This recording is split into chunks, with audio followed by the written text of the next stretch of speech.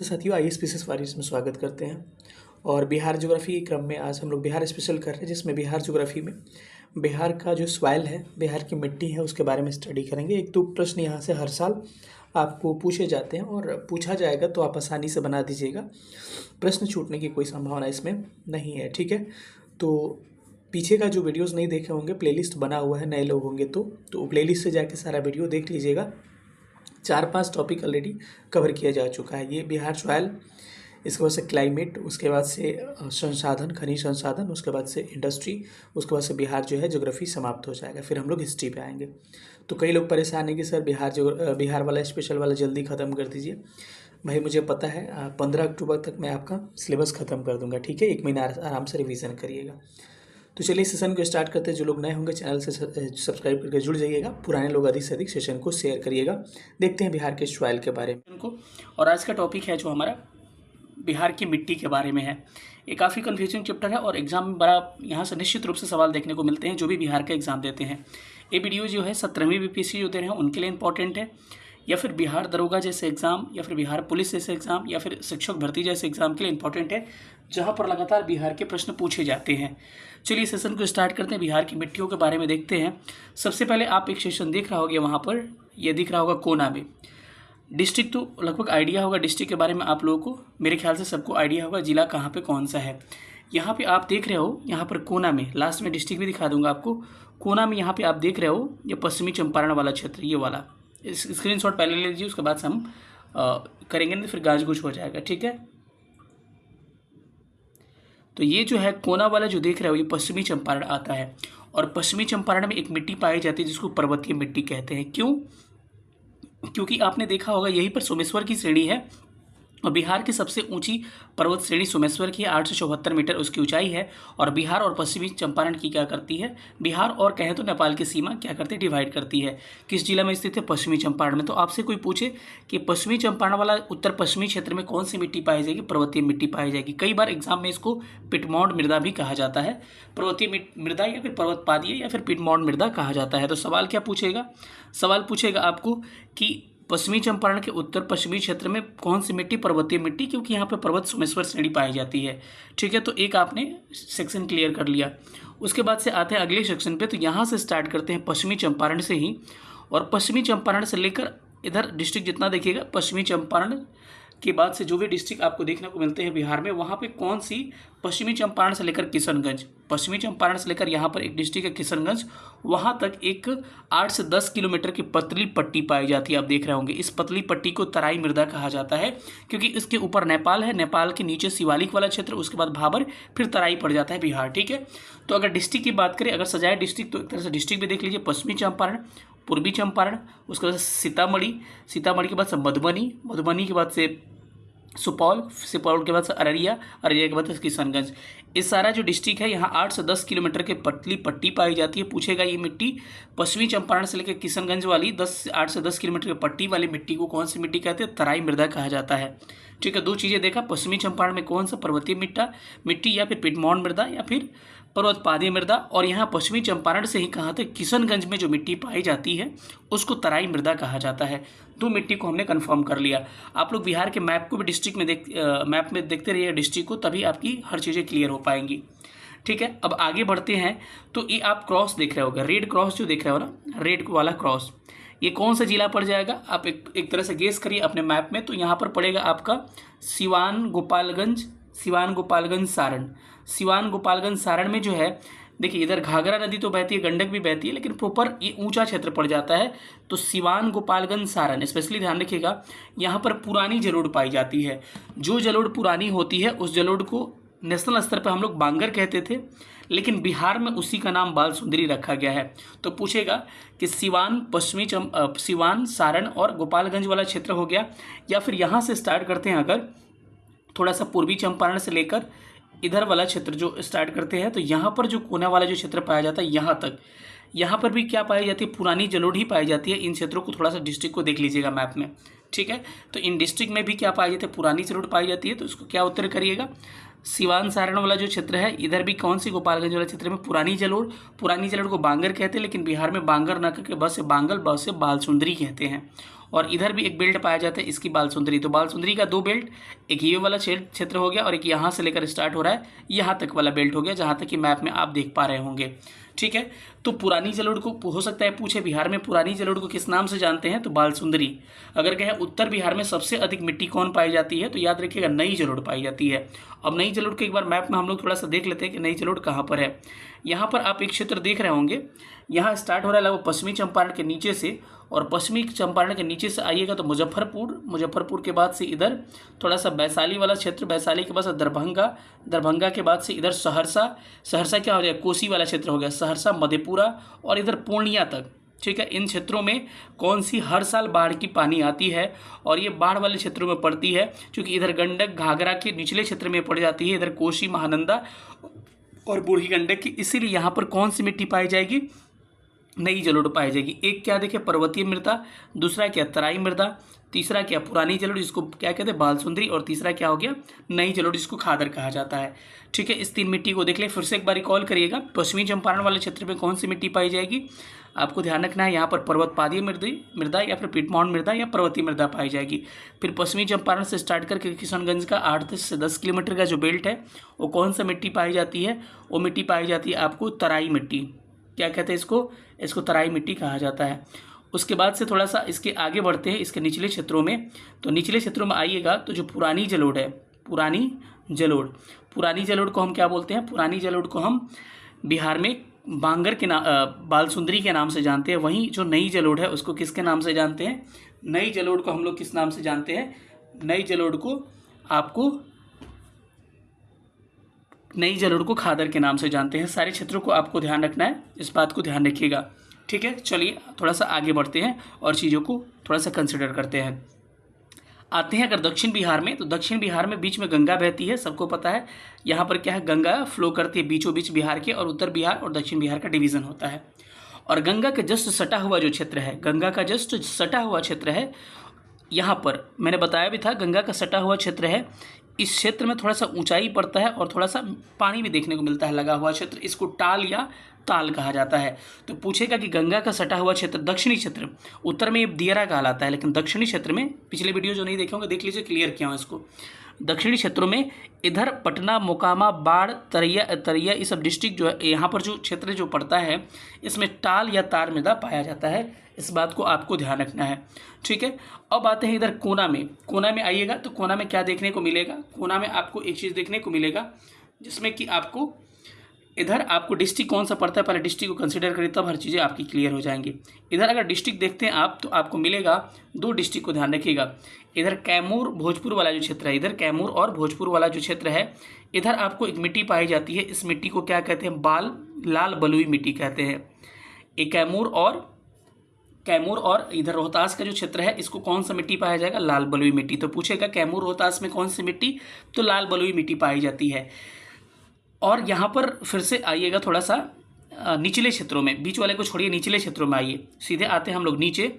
तो यहाँ पे देखते हैं अगर, तो इधर वाला जितना क्षेत्र है जो छोटा नागपुर पठार से सटा हुआ क्षेत्र है, यहाँ पर पीली मिट्टी पाई जाती है। फॉर एग्जांपल औरंगाबाद के बाद से गया के बाद से नवादा के बाद से जमुई के बाद से बांका, ये जितना छोटा नागपुर पठार से सटा हुआ क्षेत्र है यहाँ पे कौन सी मिट्टी पाई जाएगी, लाल पीली मिट्टी पाई जाएगी।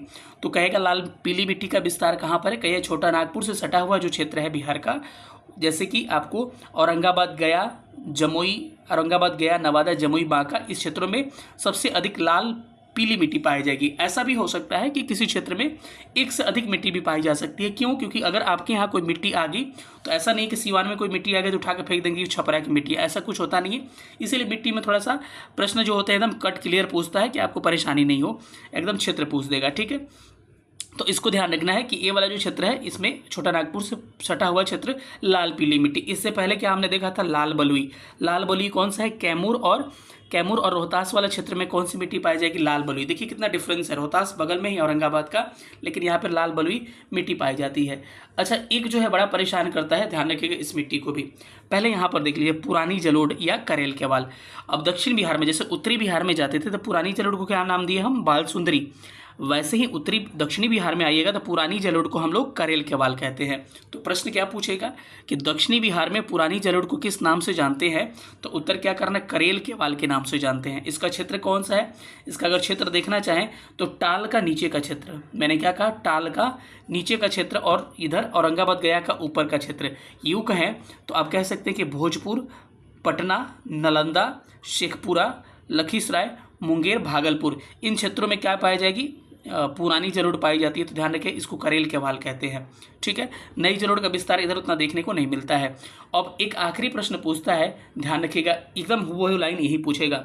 यहाँ कैमूर से लेकर इधर है आपका राजमहल की पहाड़ी पश्चिम बंगाल में।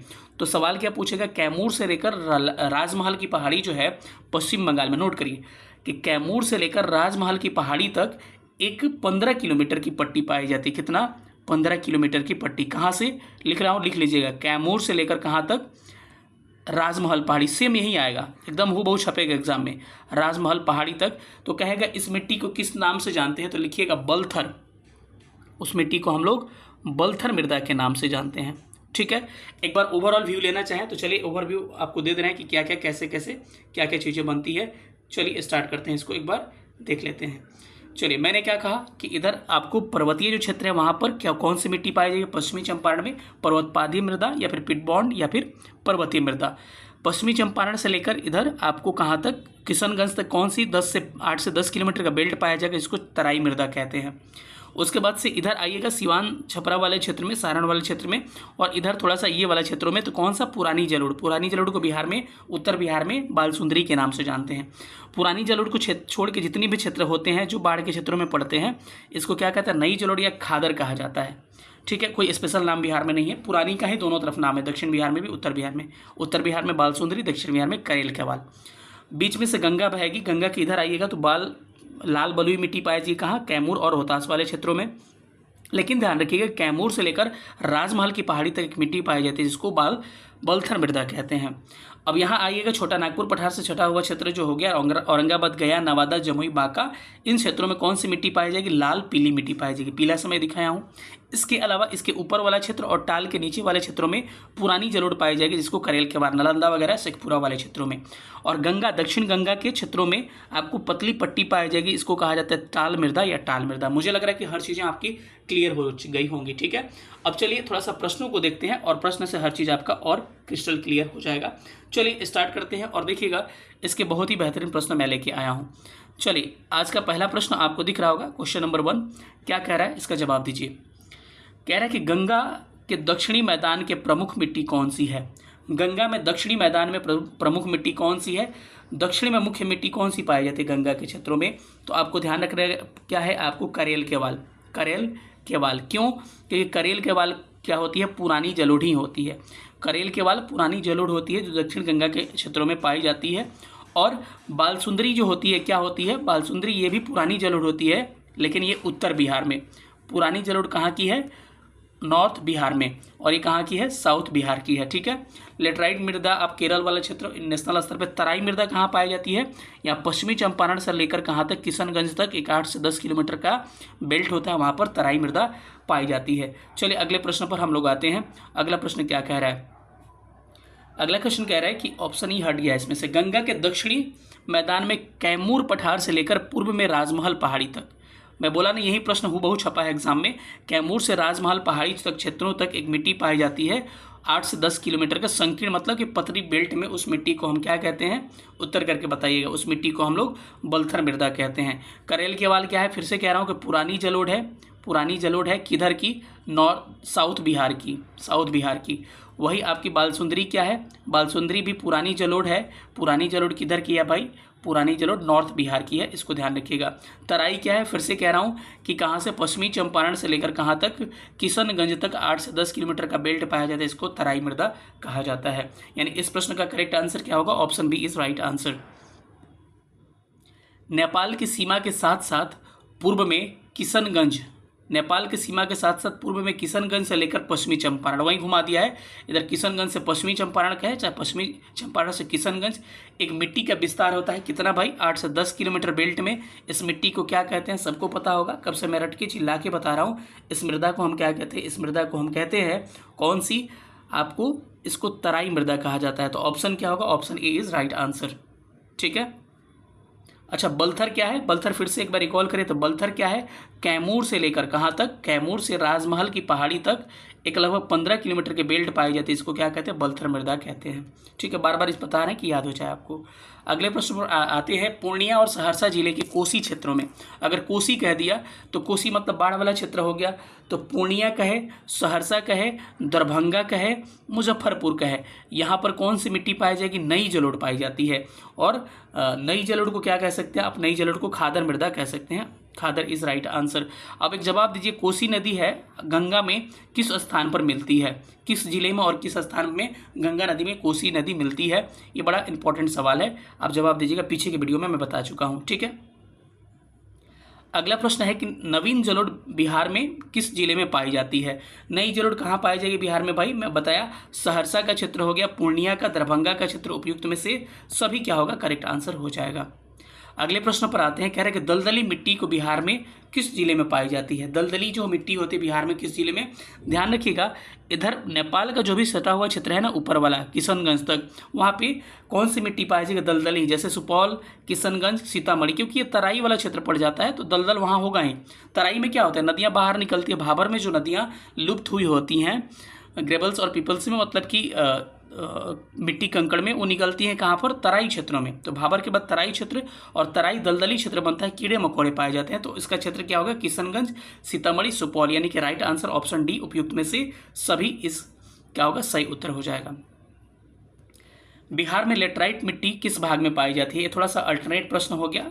तो छोटा नागपुर पठार जो क्षेत्र है उसका उत्तरी भाग में लेटराइट मिट्टी, खैर बिहार में ज़्यादा लेटराइट मिट्टी पाई ही नहीं जाती है। ठीक है, चलिए अगले प्रश्न पर चलते हैं। अगला प्रश्न क्या कह रहा है, चलते हैं 8 नंबर पे। कह रहा है कि बिहार में 5 से 7 किलोमीटर के चौड़ी पट्टी, अब 5 से 7 कह दिया तो घबराइएगा नहीं, 5 से 7 कहें या फिर 8 से 10 के बात वही है। तो ऑप्शन के हिसाब से मैंने बताया था पश्चिमी चंपारण से कहाँ तक, किशनगंज तक, पश्चिमी चंपारण से किशनगंज तक, लेकिन पश्चिमी चंपारण से ही सटा हुआ क्षेत्र पूर्वी चंपारण है, तो पश्चिमी चंपारण, पूर्वी चंपारण, मधुबनी, सीतामढ़ी, अररिया, सुपौल, अररिया, किशनगंज, तो क्या हो जाएगा, पूर्वी चंपारण, अररिया, किशनगंज, ऑप्शन के हिसाब से ले रहे हैं। ये तो शुरुआत होती है पश्चिमी चंपारण से और एंड होती है किशनगंज पे, लेकिन नीचे का छपरा वाला क्षेत्र भी थोड़ा सा ले लिया है, तो इस ऑप्शन के हिसाब से ऑप्शन ए राइट होगा, क्योंकि दरभंगा भागलपुर का कोई सवाल ही नहीं बनता है और सुपौल इधर बेगूसराय का कोई सवाल ही नहीं बनता, तो ऑप्शन क्या होगा, ए इज राइट आंसर। अगले प्रश्न पर आते हैं, बिहार में पुरानी जलोढ़ को किस नाम से जानते हैं। सबको पता है कि बिहार में पुरानी जलोढ़ का विस्तार किस क्षेत्रों में, ये पूछा है। तो पुरानी जलोढ़ बिहार में किधर पाई जाती है भाई, रोहतास, गया, पटना, मुंगेर, भागलपुर वाले क्षेत्रों में क्या पाई जाएगी, पुरानी जलोढ़ पाई जाएगी, इसको ध्यान रखिएगा। अगले प्रश्न पे आते हैं, बिहार में गंगा के दक्षिणी क्षेत्रों में लंबी संकीर्ण पट्टी, नहीं बताया था, इधर सटा हुआ गंगा का क्षेत्र जो है, जैसे कि बाढ़, मोकामा, ये वाला क्षेत्र में क्या पाया जाए, बहरिया वाले क्षेत्र में क्या पाई जाती है, ये बाढ़, क्या हो जाएगा आंसर, बाढ़, मोकामा, और क्या हो जाएगा, पटना, बाढ़, मोकामा, बरहैया वाले क्षेत्रों में टाल मृदा पाई जाती है, मैं पहले ही बता चुका हूँ इसको। ठीक है, अगले प्रश्न आते हैं, प्रश्न नंबर 11 कह रहा है कि बिहार में भाबर के मैदान के क्षेत्र को क्या कहा जाता है। भाबर के मैदान क्षेत्र को क्या कहा जाता है बिहार में, ये पूछा है। तो भाबर के क्षेत्र में बिहार के मतलब क्या कहा जाता है, नहीं कहना चाहिए इसको, मतलब ये कौन सा क्षेत्र पड़ता है ये पूछना चाहिए इसको। तो भाबर कौन सा क्षेत्र पड़ेगा भाई, चंपारण जो है पश्चिमी चंपारण, उसका उत्तर पश्चिमी जो भाग है उसको भाबर कहेंगे। भाबर वो होता है जो है हिमालय से शिवालिक से सटा हुआ क्षेत्र होता है, तो उसको भाबर कहा जाता है। तो ऑप्शन के हिसाब से क्या होगा, ऑप्शन डी राइट हो जाएगा। आगे कह रहा है कि बांगर जो है, बांगर बिहार मिट्टी में सर्वाधिक विस्तार कहाँ पर पाया जाता है। तो आपको ध्यान रखना है कि सबसे अधिक जो बांगर मृदा है इसका विस्तार रोहतास और गया जिलों में पाया जाता है। कहाँ पर, रोहतास और गया जिलों में पुरानी जलोढ़ पाई जाती है, जिसको हम बांगर कहते हैं। आप औरंगाबाद भी कह सकते हैं। तो राइट आंसर क्या होगा, option B is right answer.